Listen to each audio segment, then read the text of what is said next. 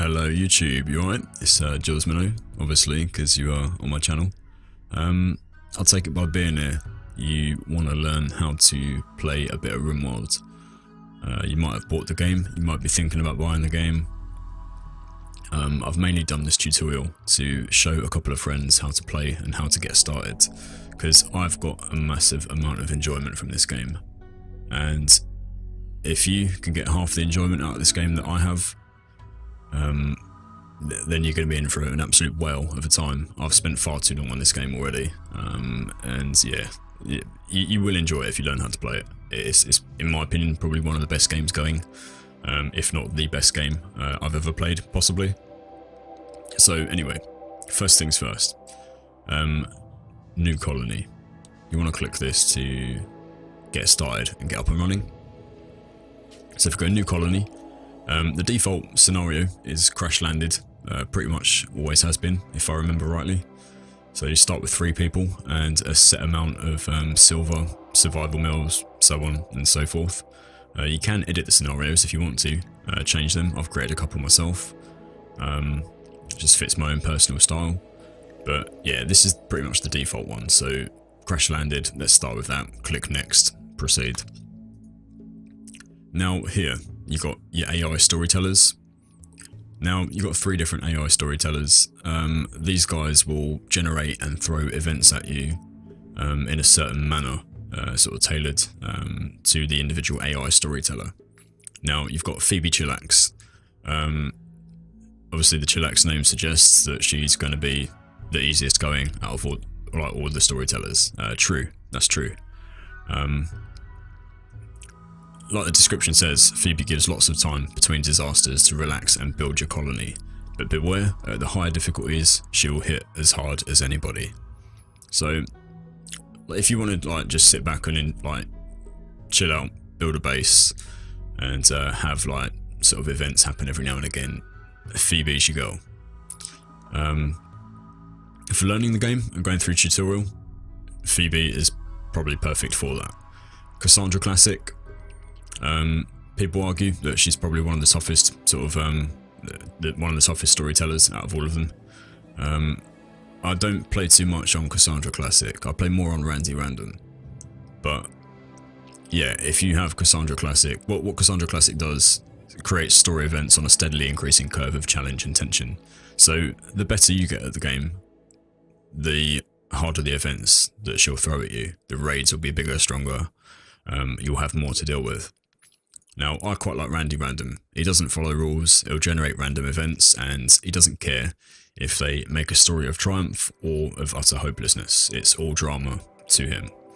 So, I quite like him because it is completely random. Sometimes it can be completely utter madness.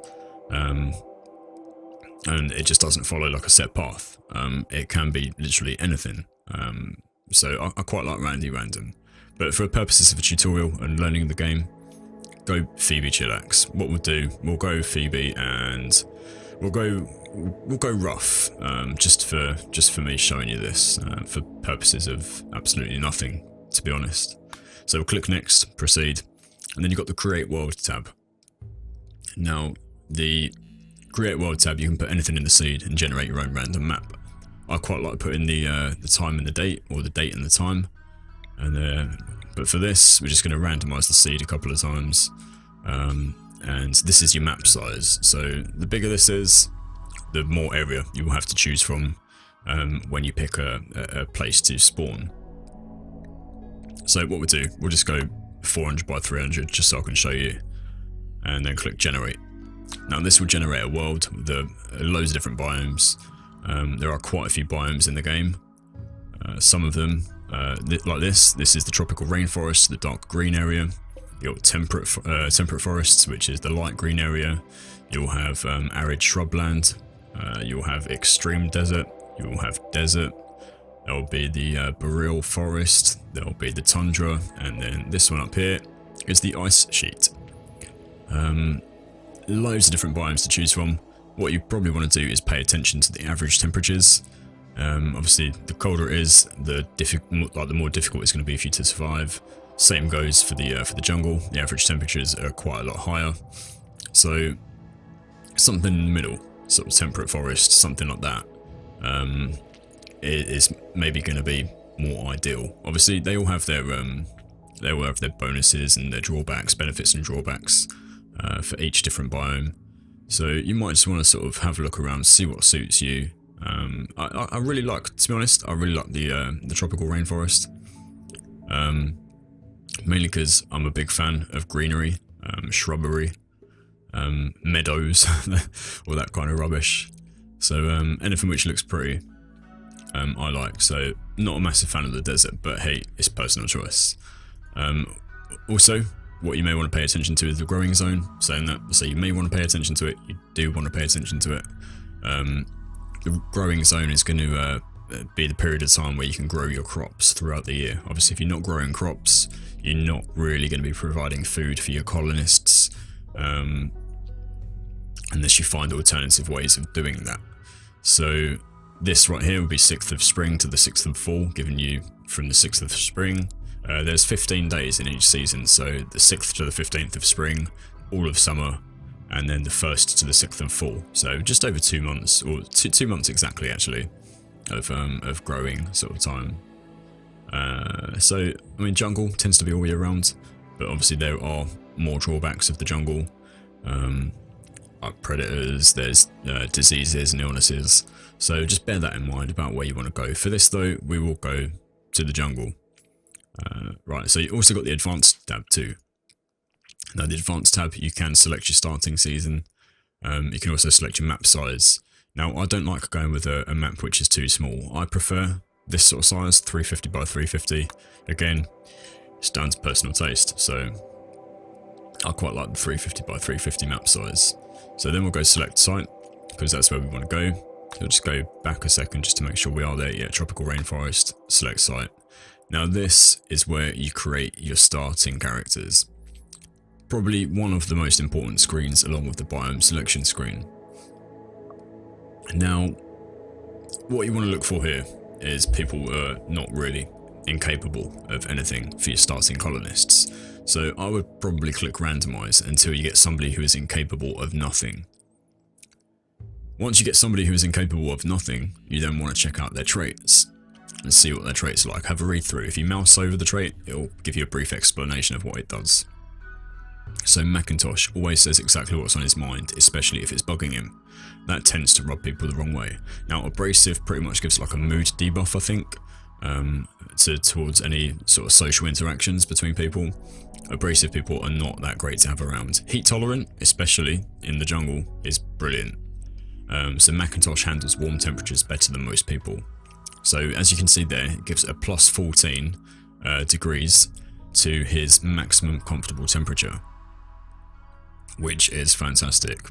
Jungle biome, that is what you want. Heat tolerant, heat lover, superb. It's also volatile, which gives a plus 15 mental break threshold. Again, you don't want that. So he has 2 negative traits.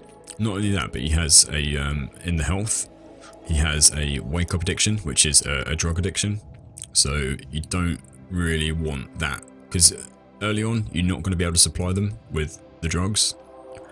So if you've got somebody who is like volatile, has a higher mental break threshold, or a lower, yeah, it's going to be a higher mental break threshold. Then that, coupled with going through withdrawal of drug addiction, is not going to serve you well. So I would randomize that one again, keep randomizing until you get somebody who is incapable of none. Again, yes, this guy has no health problems.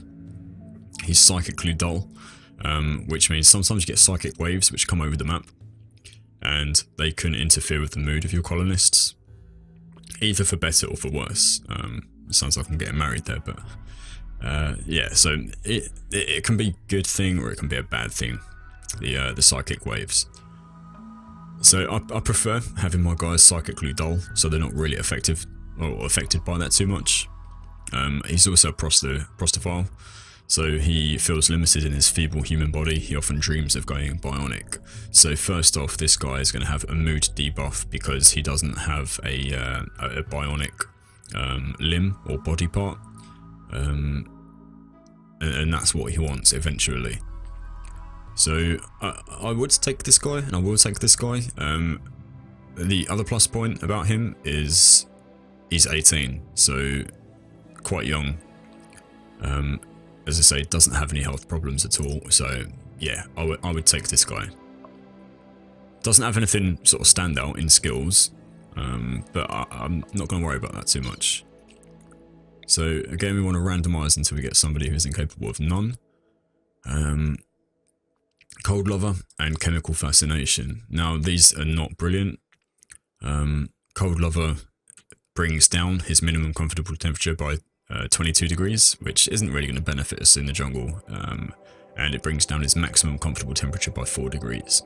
In the jungle, bringing down the maximum comfortable temperature is terrible. It just means he won't be able to cope with like the heat as well, which isn't great because there's going to be a lot of heat in the jungle. But we'll keep him anyway. As you can see, he is a relation to somebody else who is one of our starting colonists. He's the brother of Haruto, Tiger, Blackburn. Now Tiger is the guy that we just randomised here. So they will start out with a plus 20 opinion of each other. So I'll take that, and I'll run with that.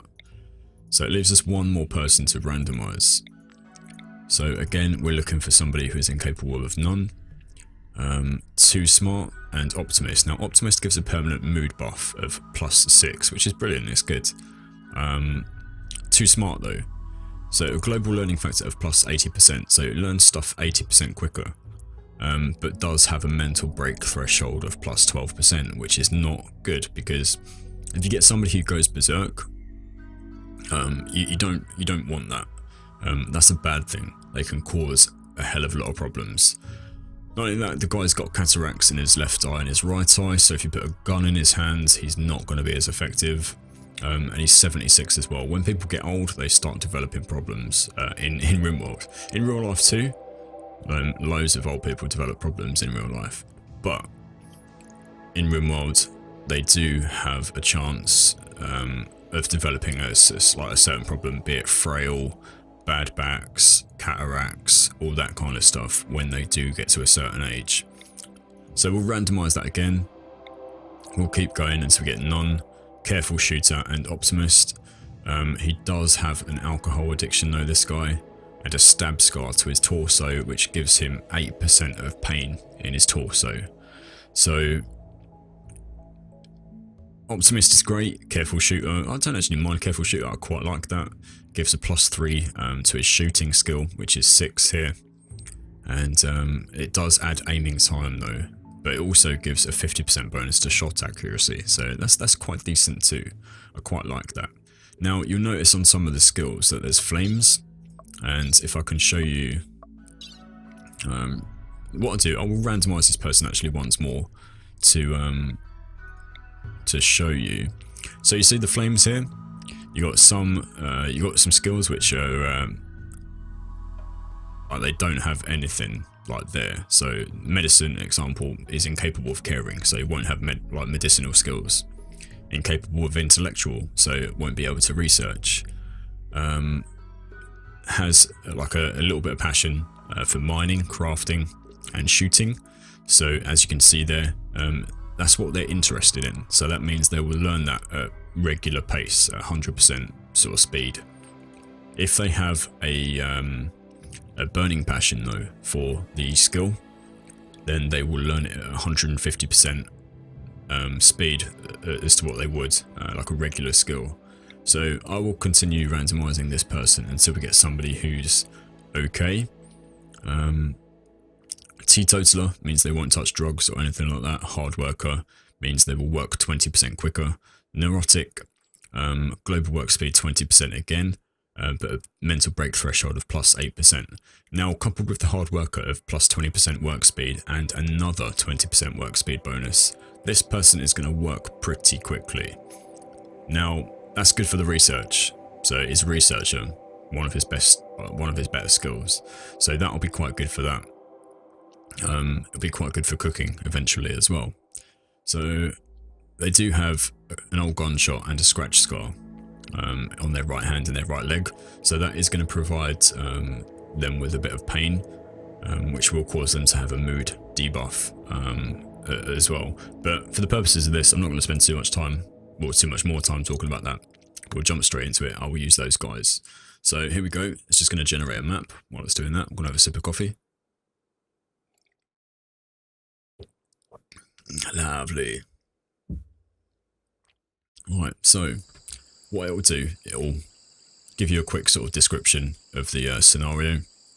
And what you want to do, as soon as you spawn in, you want to pause the game. You can do that with the default spacebar, so wait for you guys to come in, they'll pop out of the cases or the drop pods, and then just press spacebar. And that will pause the game. You'll see you've got the controls here, you've got regular speed, double speed and triple speed. But we will pause it. And then what you want to do, first of all, you will see that you have a load of stuff that you've spawned in with. Now all of these will have red X's on them, as you can probably see. This means the item is forbidden and your colonists will not interact with that. The only time that they will interact with something which is forbidden, as far as I'm aware, is if they go on a drugs binge, because Alpha 15, which we're currently on, has brought in drugs. Now, if the drugs are forbidden and your colonist goes on a bit of a mental break and has a binge on drugs, they will interact with those drugs. So let's unforbid this stuff and so that they can interact with it. So what you want to do, also a good tip is if you double click on something, so say for example this silver, it will highlight all of the silver on the screen. So this wood, if you double click, it will highlight all the wood, press F to unforbid, and you'll see those red X's disappear. Again with the mills, and we'll do that for each of the weapons. We don't really need to do that with the weapons, like first off.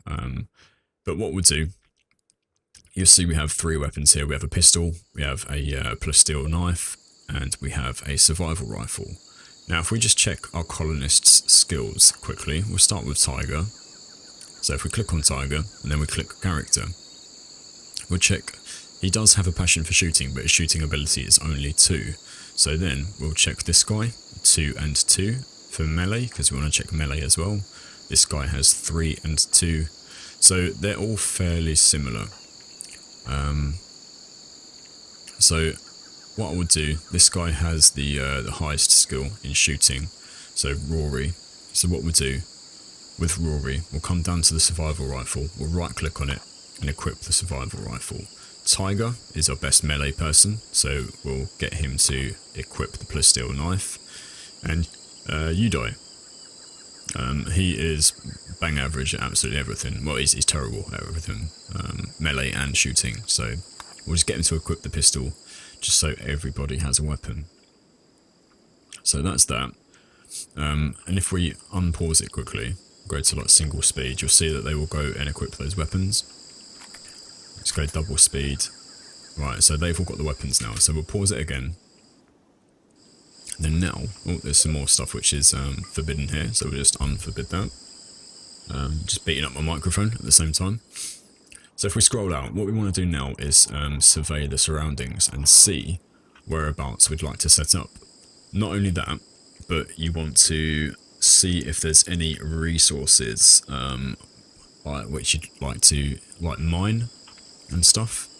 So within here, as you can see, there's some compacted steel. So this is just limestone. This is not going to really do much, but we've got some compacted steel, which is used for a lot of structures, and we've got some compacted machinery, which gives you components. So that will be quite useful later on. Not only that, but there's a lot more steel here, a magnificent amount of steel within those. So there's loads more up here too. So if we have a quick look around, more machinery, there's some disused buildings. If we have more of a scroll down, there's some more steel there. A big chunk of steel there. You want to be careful with rooms like this. If you can see, like, they're really straight, so they are already pre-constructed walls, but you cannot see what is in them. So they could well be a room full of danger. So you really want to be careful when you see something like that, especially the bigger areas. There we go. This is what I'm talking about. So the bigger areas where you've got like a wall and you just cannot see behind the wall. So in this area here, there is probably something which is absolutely going to destroy you. If you walk your colonists nearby this, it will pop up down here that there's an ancient danger. So you just want to be careful of that. You don't really, if you've got a good start, you do not want to open those because they can absolutely ruin you. So what I'm thinking for the moment is if we could potentially sort of come up, yeah, if we come up here and we'll sort of sit around up this sort of area, so we've got a bit of cover. Normally, like if you was in like a mountainous area or something like that, because you can select 3 different types on the biome selection screen.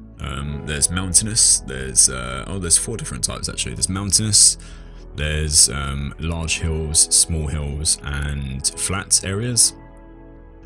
And each one will have different levels of cover from mountains and stuff.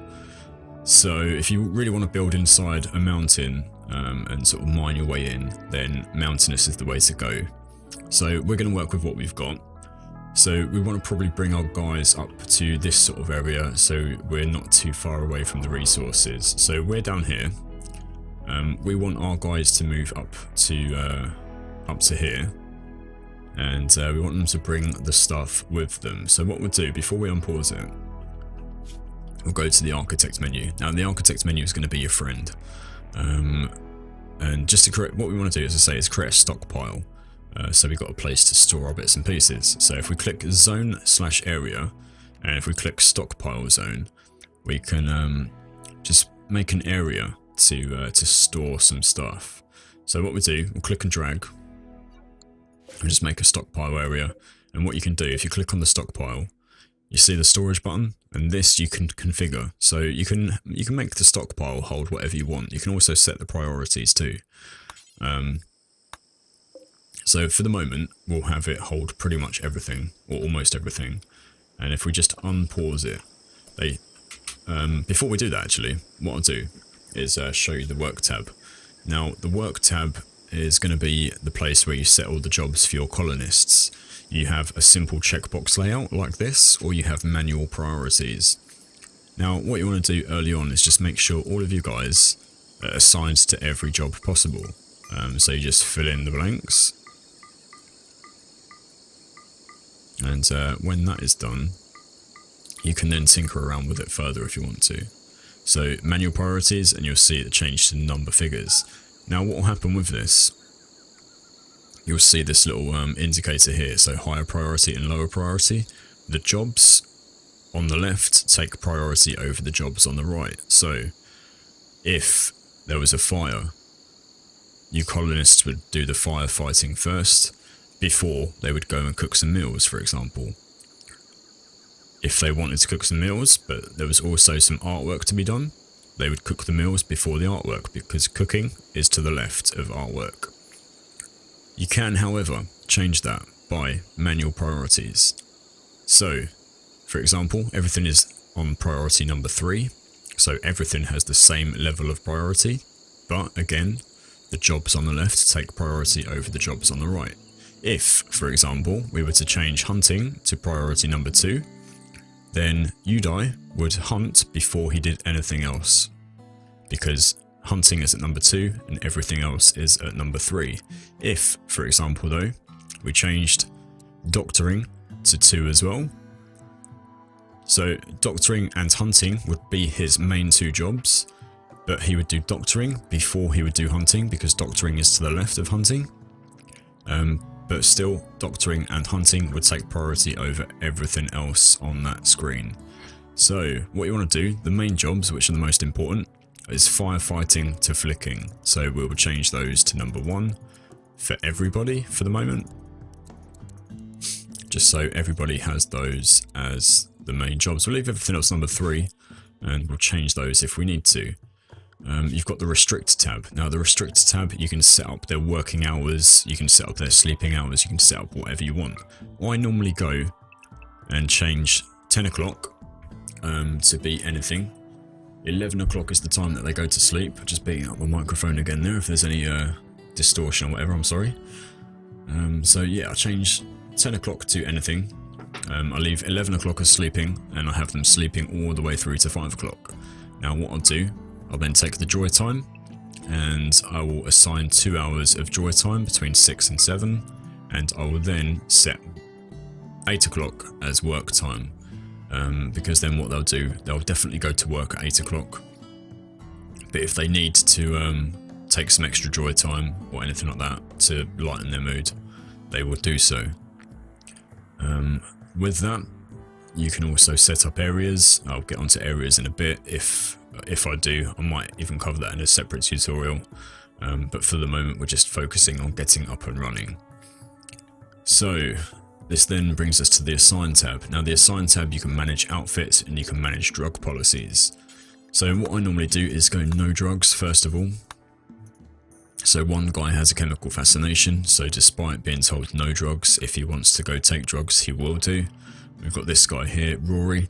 He is a teetotaler, which means he won't touch them, even if you allow him to. Tiger is a complete neutral, so that's that. What we do, we'll click edit though, and I normally delete all the other policies, and then sort of create my own from then on. You don't have to do that, but if you want to do that, that's fine. I'm going to do the same for the outfits, but I will just describe briefly what the outfits do. If you edit, if you manage or edit the outfits, you can give them a name, and you can assign different outfits for different people. So if you don't want people to wear armor vests, they won't. But if you do, that's perfectly fine too. You can also assign different outfits based on the hit points of the clothing. Now, colonists will get a certain debuff depending on the level of clothing that they're wearing.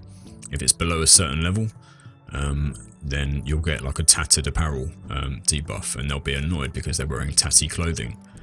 What I normally do is set this to around about 50%, so they will only wear stuff which is 50% or more of its hit points. So you can also change the quality. I don't normally do that early game though. I normally just leave it at 50% so that they don't get that mood debuff, and then I close that down, and they will only wear stuff now which is above 50%, so they won't complain about tatty clothing. So that's quite good too. Right, also you have the animals tab. Now if you have any animals, you can see your animals in here. You can see their species, their name, the sex. You can also designate them to be slaughtered. If you need the meat, you can also set certain levels of training: obedience, release, which means they'll go and attack people if you ask them to, rescue, so if any of your colonists get injured, your animal will go and rescue them, and hauling, which means they will bring your items to the stockpile. Now we won't touch that for the moment. You've also got the research screen. Now research is very, very important. You do need a research bench. Your colonists won't actually be able to do any research until you have a research bench, but you can still look at the projects once you click the OK button.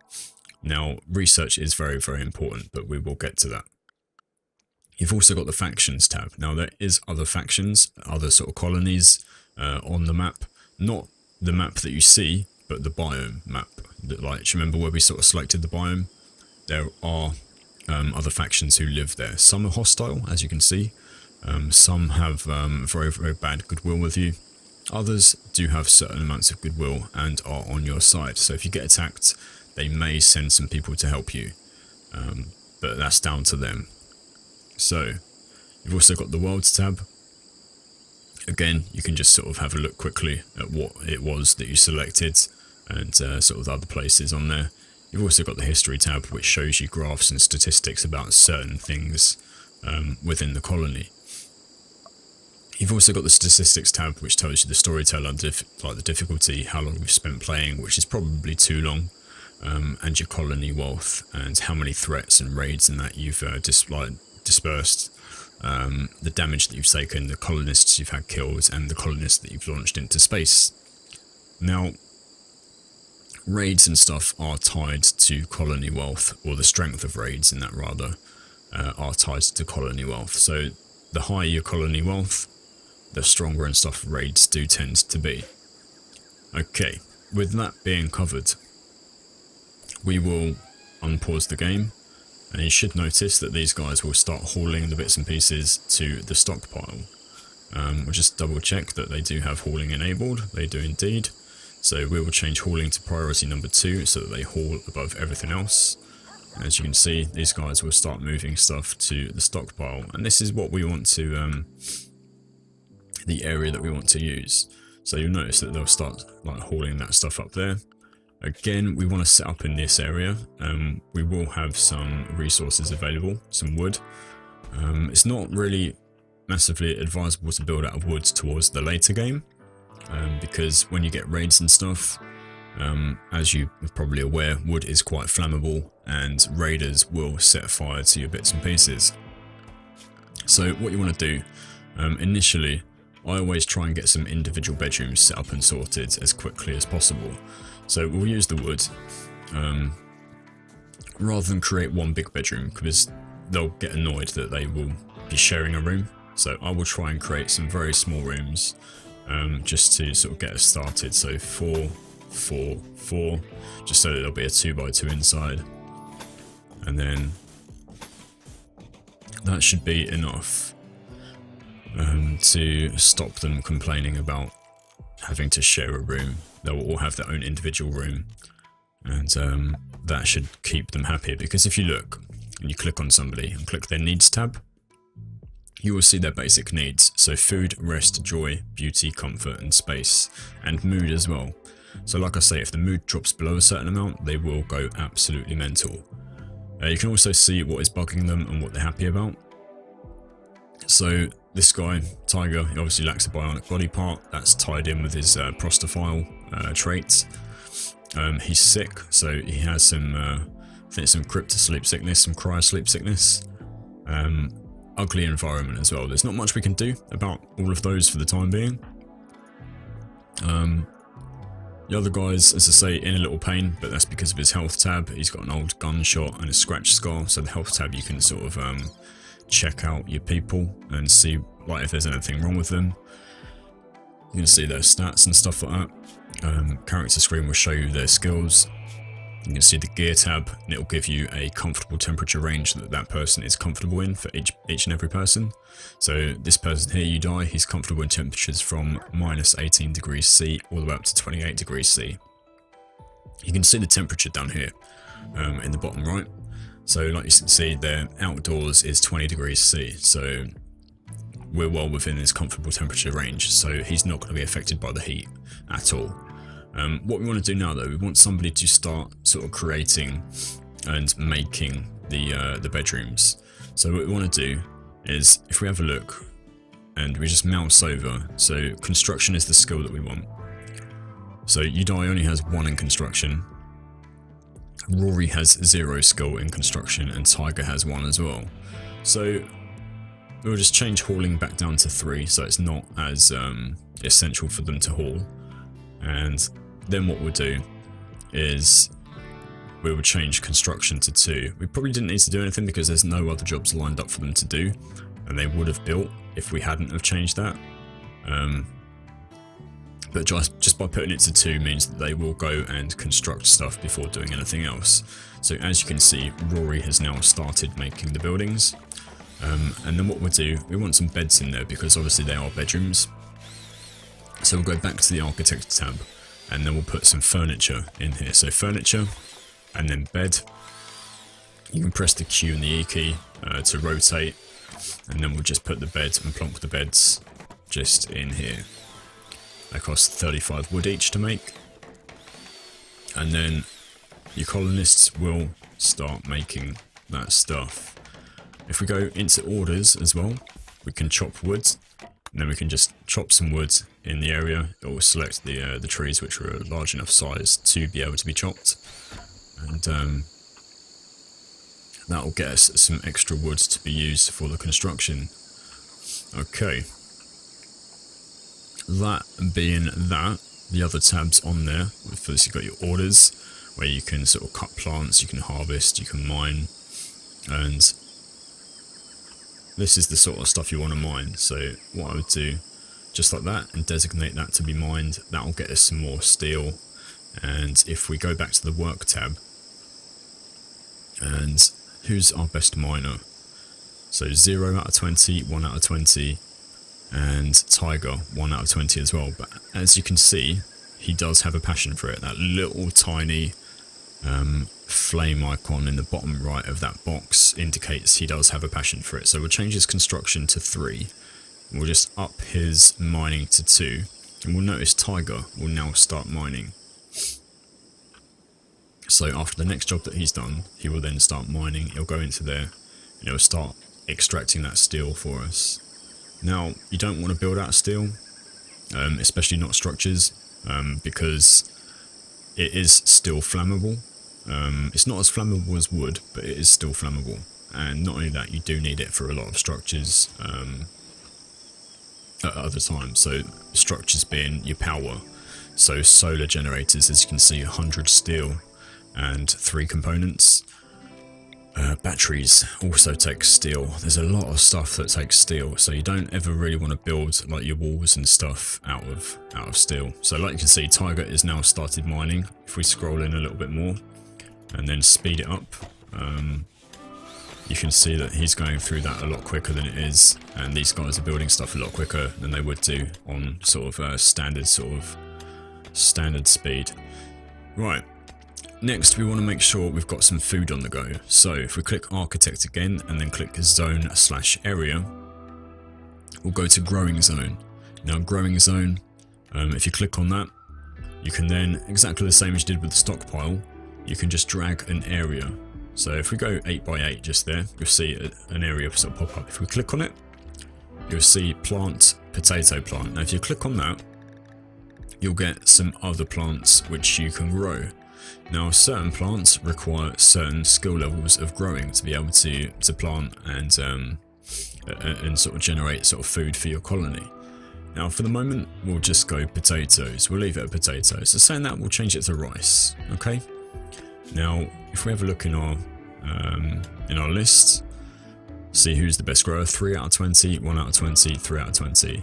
Tiger does have a passion for it, but we've already got him mining, so what we'll do, one of the other guys will just change that to 2, and we should notice, so it will be Rory now.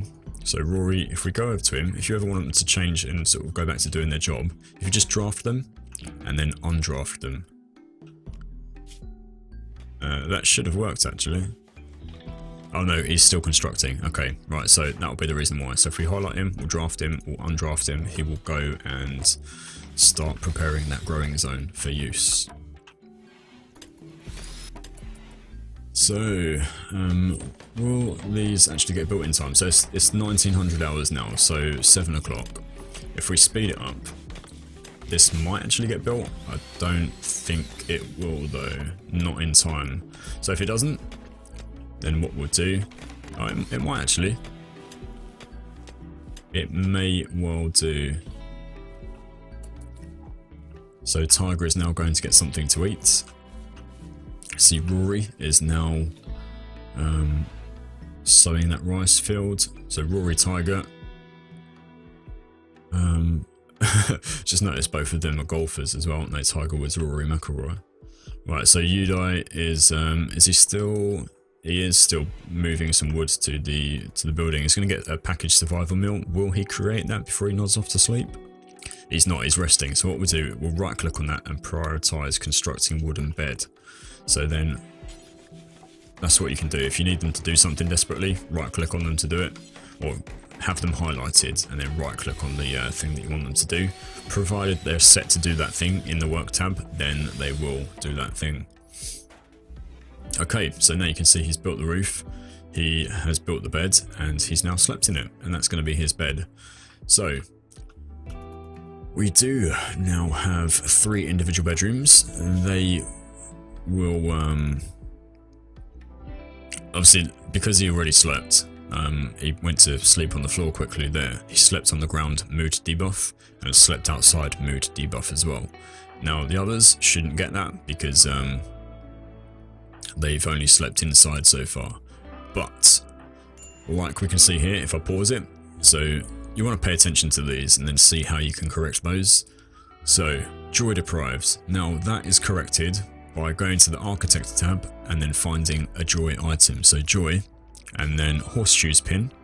And then if we just pop a horseshoes pin down there, they will craft one of those, and then they can start playing horseshoes and they'll get some joy that way. If we go back into his needs tab,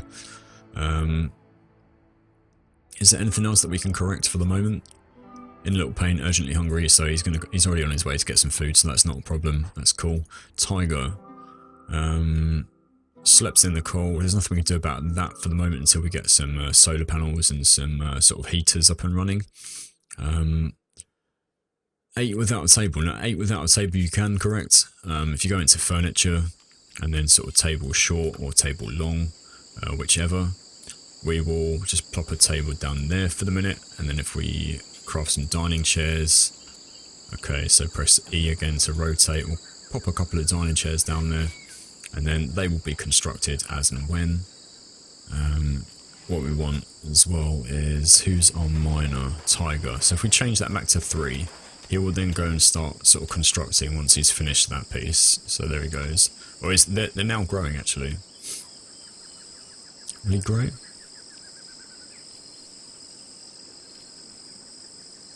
Tiger, no, Tiger should construct before he grows, if there is any wood available for him to do so. Is there any wood left? Right, there's no wood left, so what we need to do, if we change it down, because there's no wood and they can't accomplish that, they can't do that because there's no materials. So what you need to do is have them chop down the trees. Now chopping down trees falls under plant cutting. So we'll leave our grower, we will have just Rory doing that. So if we change our other guys' priorities to 2 and 2 for plant cutting, speed it up, they'll go and start the plant cutting, and that will get us some wood. And because obviously constructing comes before plant cutting in the order, or it does on UDI at least, because it's 2 and 2, it's the same priority. UDI will now construct before he does the plant cutting. Tiger, on the other hand, because he's constructing of 3 and plant cutting of 2, plant cutting comes before that because it is a higher priority. So UDI will now craft, or construct, excuse me. Tiger will cut down the trees, bring in the wood. Obviously all the trees which were designated to be cut are now cut, so Tiger is helping out with the crafting. So we will change that to 3, we'll change that to 3, we'll change that to 3. The sowing of the rice is almost done.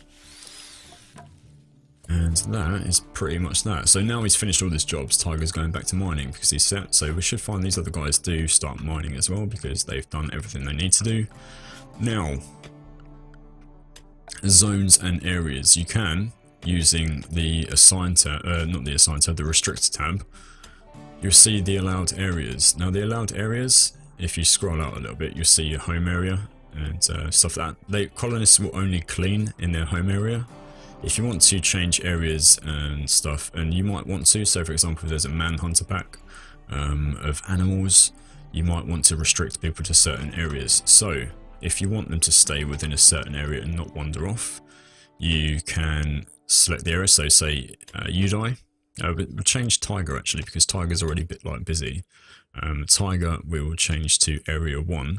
What we'll do, if we go into architect and zone/area, expand the allowed area and change area 1, we'll just designate that little area there. Now Tiger, once he's finished what he's doing, will only go in area 1. So if we speed that up a little bit, so Tiger now will only be allowed in area 1. So if you need to restrict them to be in a certain area, that's where they'll be. So because we've restricted him there, he'll now sleep out there, he won't move from that area. So what we'll do, we'll just unrestrict him now, and then that's that. That's how areas work. I think that's pretty much everything so far. Like I say, you will want to get a simple research bench down and sort of get some research done. I do recommend stone cutting for research. What I'll do quickly, if I just generate a raid, just to show you guys what a raid looks like. And how to combat one. Nope, it's not that one. So here we go, so a raid. If we generate a raid, So you'll see you'll get events and stuff which happen down the side. You'll get envelopes which let you know what is happening. They can either be blue envelopes, which is generally good stuff, yellow envelopes, which is the middle range, and then red envelopes, which is danger. So yeah, if you just mouse over it, it'll give you an arrow to the direction the event is happening, in which case you can sort of, there you go. Or you can right click on it, which will get rid of it. If you do click on it, left click, it'll give you an option to jump to location, and it'll jump you straight to the area of the event. Now, if a raid happens, press spacebar to go into pause. You will pause the thing. If you double click on one of the icons of your colonists, it will take you to that colonist. Now, what we'll do, we are all unrestricted, so that's good. If we click and drag, we can click and drag all of our colonists by just doing that. And then we'll draft them. So, draft button, and you'll see they'll all wake up. Then if we right click, we can make them go here, and this is where we control them. So during combat. Now combat can get quite tasty. So like you see, this guy is coming up here. Normally, if one of the raiders had a gun or a ranged weapon like a bow, something like that, what you'd want to do is get your guy with the pistol and the rifle, and just make sure that they move in here. And as long as they're behind these things, or behind something, like for cover, they'll be alright. So what I'll do, I'll stick that guy there. I'll stick Udai a little bit further forward actually. We'll stick him behind the tree, and then he'll use the tree for cover. This guy will use the boulders for cover, if we just bring Tiger down here. And then what we'll do as well, if you click the information, so another good tip is to use these buttons here. So if your guys are going to be attacked at all, or if there's anything in the area, you can change their mode. So this is current mode of flee, so they'll try and run away from any danger. I normally like having them on attack the danger though, so if there is any threats, just attack. It's not necessary to have it on this, because when they're in draft mode, they will like attack whatever you tell them to attack, and they will attack threats. But just to say, for example, if they're out and about collecting berries or something maybe, and you can collect berries from these bushes, and they might get attacked by like a predator, then it is advisable just to have them attack back rather than try and run away, because movement speeds do come into effect as well. If we have a quick look at that, you'll see our guy has started firing already. If we click on that person, then click the information button, it will tell us their movement speed. If you click on it, it will give you a figure as to the reason why that movement speed is possibly different. Now, standard movement speed for a human is 4.61. 8.44 is a hell of a lot, so it's almost double. So to find out why it's almost double, we have a look. Fast walker plus 0.2. Consciousness is times 135%. Moving is times 130%. So I've got a feeling this guy is probably high on, is it Go Juice or something maybe? Go Juice, yes he is. So Go Juice, and that is like the military drug, I think, in Rimworld, and it affects consciousness and moving. So that is that's the reason why. So he will be more effective than usual. So what we want to do is we've got our guys there. Udai will use the tree to hide behind. Then what we want to do here is just utilize Tiger just by ourselves. Our guys who are shooting will do the business there. So okay, so he's taken a shot. So if you click on him, click on his health tab, you will see like how injured he is. Now he was hit by a gunshot from a pistol, so Udai hit him and caused some bleeding to occur. So you can see now he's not enhanced on his moving anymore, and he will be a little bit like less speedy. So now he's down to 6.49. If you click on your guys, then click the information button, you can see your guys' stats, and you can see like movement speeds. So if we was trying to run away, we wouldn't be able to run away because the other guy's still way too fast. So we need to attack him from where we are. We can't run and shoot, run and shoot. So we know what we need to do, and that is try and get as many gunshots into him as possible. Okay, so that is probably the limit for gunshots. He's on 95% bleeding rate. So what we're going to do now, we're going to have our guys try and melee attack him. So Tiger, we'll just check his speed actually now. His speed is 4.55. So Udai is 4.38, so still not quick enough to get away from him. Rory is even slower. So his moving is 83%, which brings a final value of 3.84. So we do still need to engage. So what we'll do, we'll have Tiger come over. So if we select Tiger, right click and then melee attack. Rory, right click and melee attack. And Udai, right click and melee. And then put it on the slower speed. So as you can see, if we pause it, Udai has taken a blow, so he's got a bruise to his left ear and a bruise to his right arm. So if we try and just sort of get him to fall behind a second, and get somebody else to take the heat, so Udai can now get back into the action. So there you go. As you can see, we've already got this guy down, using all three of our people to attack him. So we should be okay now to undraft. What we'll find now is that Udai will probably go and rest in bed because he's injured, and bed rest is one of his highest priorities. So if we speed that up, get him into bed, and if we just click on Tiger, right click on Udai and prioritize treating Udai, and that will have him use some medicine or whatever he's got available. Sometimes you don't need medicine, but that will treat his wounds. And now that those are treated, he should get back to full health pretty much, pretty sharpish. Sometimes you get infections and stuff, and that's where you need to spend a little bit more time sort of micromanaging maybe your colonists, just to make sure they do have their infections treated ASAP. What you'll see, if they do have an infection, it'll be listed as an infection in here, and it'll give you like a next treatment time and stuff. And then you just need to monitor that and just make sure they're being treated for their infections, because if the infection gets too severe without them being treated, then they will die. So if they develop an immunity before the infection gets too severe, then brilliant, they will survive. What you can do as well, say for example you have a bed set to a prisoner bed instead of a colonist bed, you can have one of your guys right click and capture that person, and then your person will bring that prisoner in, and then they'll treat their wounds. Obviously there's quite a lot of wounds to be treated there, and then once he's treated them, so his right arm was cut off and his right leg was cut off, so this guy has now no ability to move, so he will be completely bedridden. So he would not be an ideal person to recruit now. So what you can do, if you have the medicine, you can harvest their insides and then maybe sell the insides to sort of like traders and stuff, providing the traders want to buy them. So if you harvest his heart, he's going to die because he doesn't have a heart, but the heart is pretty valuable, I think.